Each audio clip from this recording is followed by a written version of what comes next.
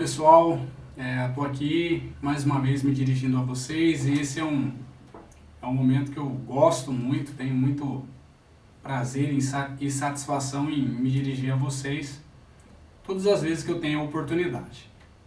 Tá bom? Para quem não me conhece, eu sou o professor William, um dos professores do curso de Teologia da FATEC, e a gente está dando continuidade aqui às disciplinas, né, do módulo de Geografia Bíblica, ok?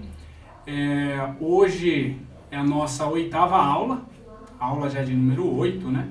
Então a gente já caminhou bastante até aqui e a gente já se aproxima da reta final deste módulo, né? Então a gente já viu muita coisa bacana, a gente aprendeu ao longo desse tempo bastante coisa e hoje a gente vai agregar um pouquinho mais a tudo isso que a gente tem visto até aqui, tá bom?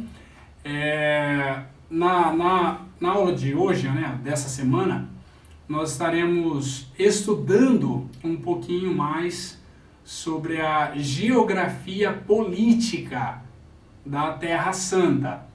Penso eu que nós estamos diante de um conteúdo que é um pouco mais familiar a nós, justamente porque na Bíblia a gente pode encontrar essas informações, né? A gente tem pouca informação extra-bíblica acerca desse assunto de hoje, ou dessa semana, né? Então, justamente porque na Bíblia a gente encontra aí a história, o desenrolar da história da nação de Israel, como que ela foi constituída e como ela foi caminhando e se desenvolvendo e como nação, né, e se relacionando com os povos à sua volta, tá ok?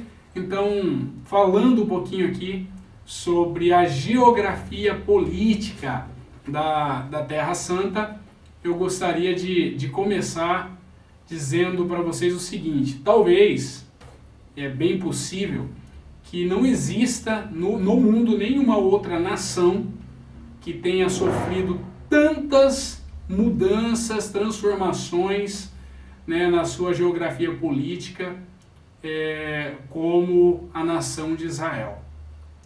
A gente vai entender isso aqui ao longo da aula de hoje. Nós vamos falar um pouquinho sobre isso e eu acho que seria importante a gente começar aqui com o primeiro tópico, né? Vamos dividir a aula por tópicos. O primeiro tópico falando ou relembrando, né, a origem do povo de Israel, a origem dos hebreus. Esse é um nome também dado ao povo de Israel, hebreus, né? E eu acho que é importante a gente destacar isso aqui.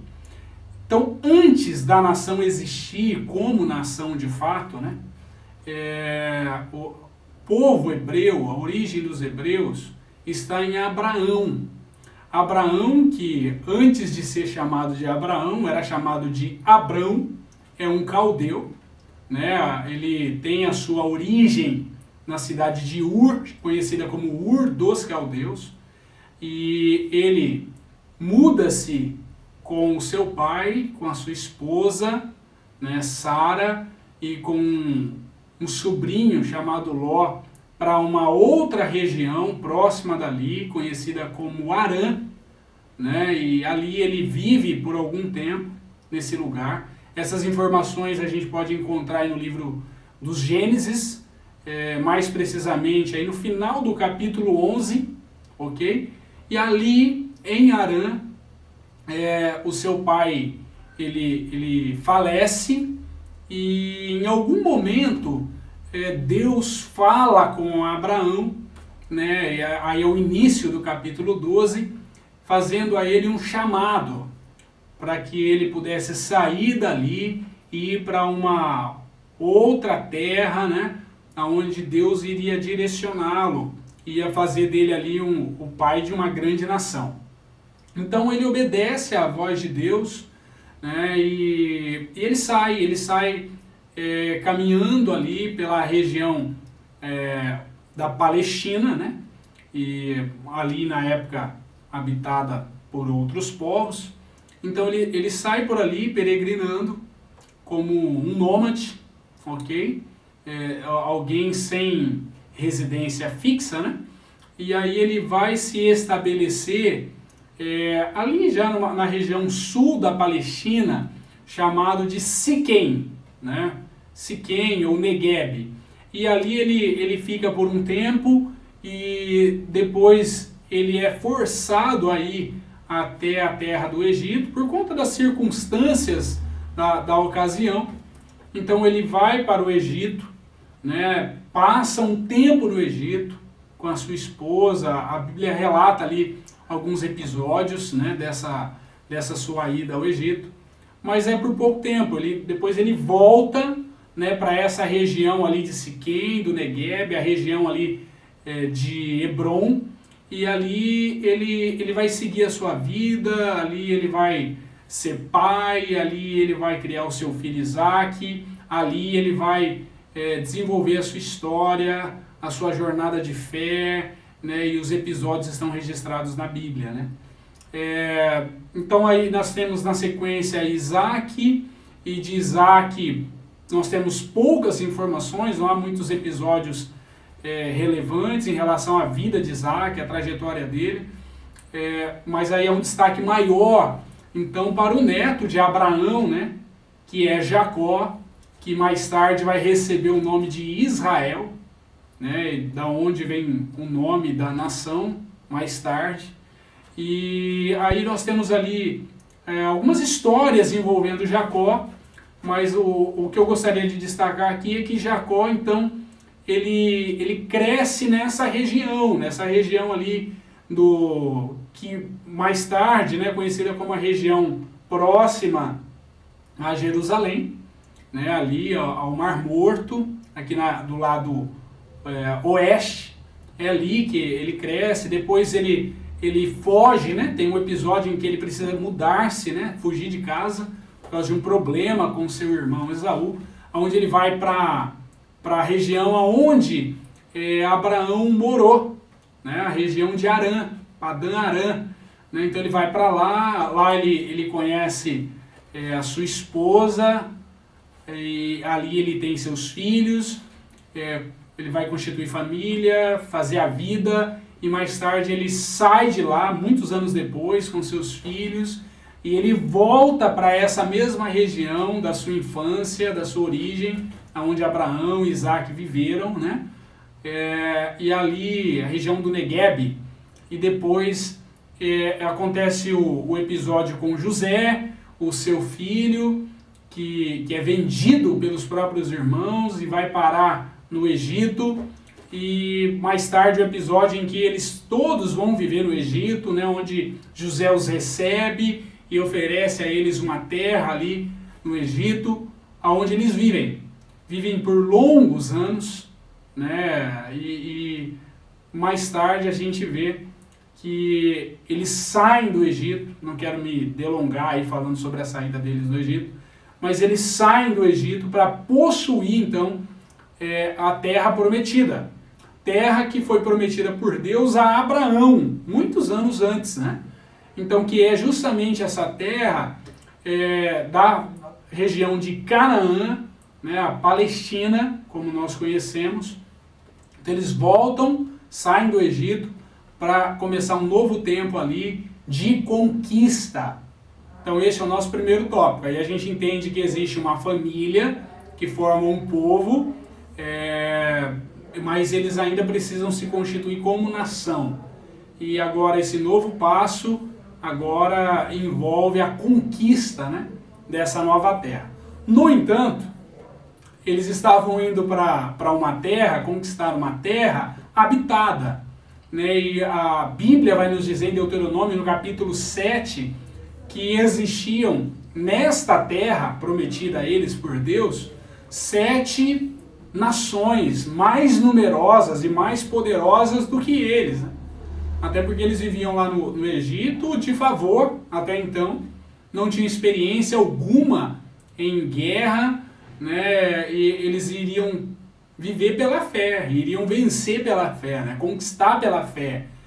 obedecendo a Deus, contando com o auxílio de Deus.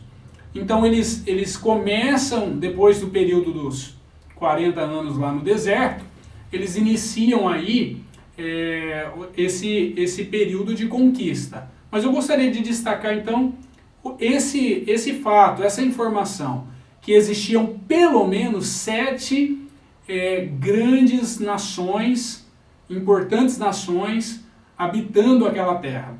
Eu posso destacar aqui dentre essas 7 os filisteus, por exemplo, né, os girgazeus, os amorreus, os cananeus, os ferezeus, os heveus e os jebuseus.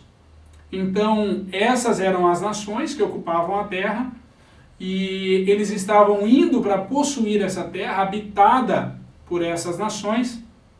E eu acho que vale já dizer aqui que essas nações, elas eram consideradas por Deus como sendo extremamente perversas, ímpias.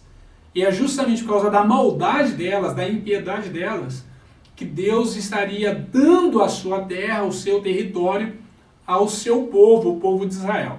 Não era necessariamente porque Israel era tão bom assim, digno, né, de receber essa terra por herança. Não é o caso. Mas existe aí um propósito de Deus, é graça de Deus, bondade de Deus, né, de um lado, e do outro lado existe a maldade, a impiedade dessas nações. Ok? Seguindo então o terceiro tópico agora, avançando um pouquinho aqui, é importante destacar nesse terceiro tópico que além dessas nações que habitavam a terra ali de Canaã, existiam outras nações que estavam ali ao derredor, estavam ali bem perto, né, em torno ali na região. E essas nações, por exemplo, os filisteus, os amalequitas, os midianitas, os moabitas, os amonitas, edomitas, fenícios e sírios, esses povos, eles vão ali servir, vamos dizer assim, como uma espécie de termômetro para medir a espiritualidade da nação de Israel, do povo de Deus. Como assim? Na verdade, essa é uma ideia do saudoso, né, pastor Enéas Tognini, justamente porque a Bíblia nos relata que quando Israel estava bem com Deus, estava seguindo nos caminhos de Deus, eles venciam essas nações, subjugavam essas nações, né? Todavia, quando eles estavam mal com Deus, quando eles estavam distantes de Deus, vivendo no pecado, uma vida de rebelião contra Deus, né, de maldade, de injustiça social, de perversão moral, né, essas nações vinham sobre eles, os subjugavam, os oprimiam, os venciam e causavam grandes danos, né, a eles. Então, por isso a ideia aí de que essas nações, esses povos vizinhos, eles serviam aí como um termômetro, né, da espiritualidade do povo de Deus. Tá bom? Vou seguir aqui na nossa aula remota, né? Eu vou falar mais sobre isso, ok? Mas vamos passar rapidinho aqui. Na sequência, então, no próximo tópico aqui, é o nosso quarto tópico. É importante destacar aqui que a terra prometida aí nesse período de conquista, período de Josué, período dos juízes, que vem depois da morte de Josué, essa terra, então, ela é dividida, né, entre as tribos de Israel, lembrando que eram 12 tribos, né, e tinha ainda a tribo de Levi, que não recebeu herança, mas estes receberam da parte de Deus o direito de servirem, de viverem do serviço sacerdotal, né, de servir diante do Senhor. Então a terra é dividida ali entre as 12 tribos, e essa fase de conquista com Josué começa do lado leste, aí do Rio Jordão, né? Eles começam por ali, tanto que no início aquele lado do rio é dado a 3 tribos de Israel, e depois eles atravessam o rio, vão para o lado oeste, né? E lá se estabelecem as demais tribos de Israel. Vocês vão ver direitinho isso no mapa, como ficou bem dividida a terra. Tá ok? O período dos juízes é um período bem crítico, né? Eles não conseguem avançar em conquista alguma, justamente porque é um período em que a nação ela se perde na sua ignorância. Há uma frase que chama a atenção, que eu destaco aqui, é que surgiu uma geração após a morte de Josué e dos líderes que serviram junto com Josué, uma geração que não conhecia o Senhor, né? Então essa geração e as posteriores viveram muito aquém dos propósitos de Deus e pagaram um preço muito alto por isso, né? Então não teve conquistas, não teve grandes avanços, então o território continuou o mesmo, não cresceram, não conseguiram expulsar outros povos vizinhos ali, alguns que ainda restaram do período da conquista, então não há o que se comemorar, né? É um período de 330 anos aproximadamente, esse período de juízes, né? E a gente vai falar um pouquinho mais sobre ele também durante a nossa aula remota, tá bom? Na sequência, eu destaco aqui o período, então, do Reino Unido. Esse é o nosso tópico seguinte, que esse novo período é o período do início da monarquia, aonde o último dos juízes, que é Samuel, ele vai fazer essa transição, né, de um período onde a nação ela era liderada, ainda que momentaneamente, por juízes que eram levantados por Deus aí para libertá-los. Então, essa transição de um período, de um regime, né, de governo, para o período da monarquia. E aí eu destaco os 3 primeiros reis desse período, que são Saul, Davi e Salomão.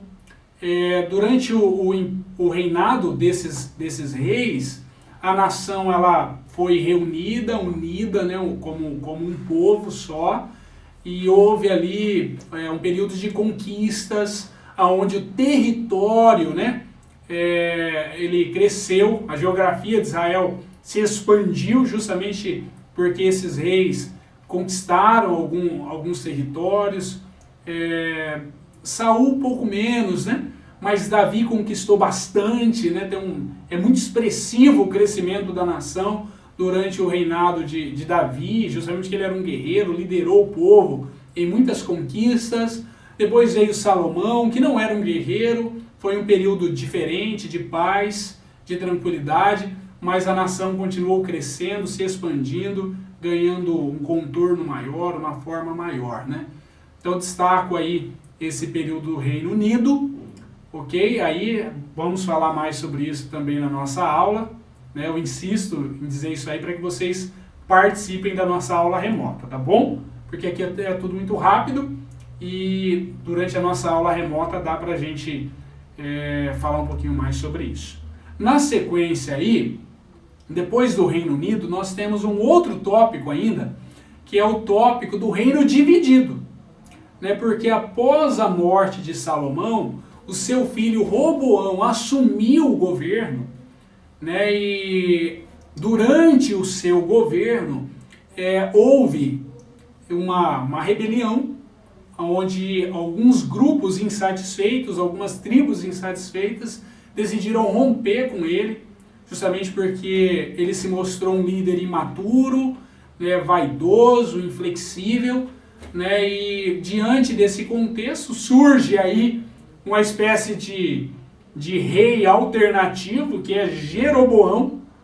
Então a nação ela é dividida,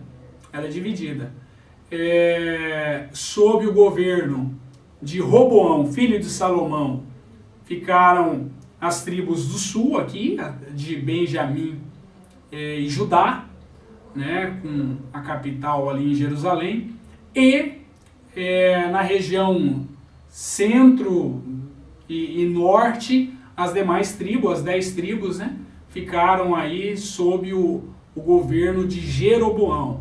E aí esse é um marco muito importante da história, né, política, da geografia política de Israel, porque muita coisa muda a partir daí, ok?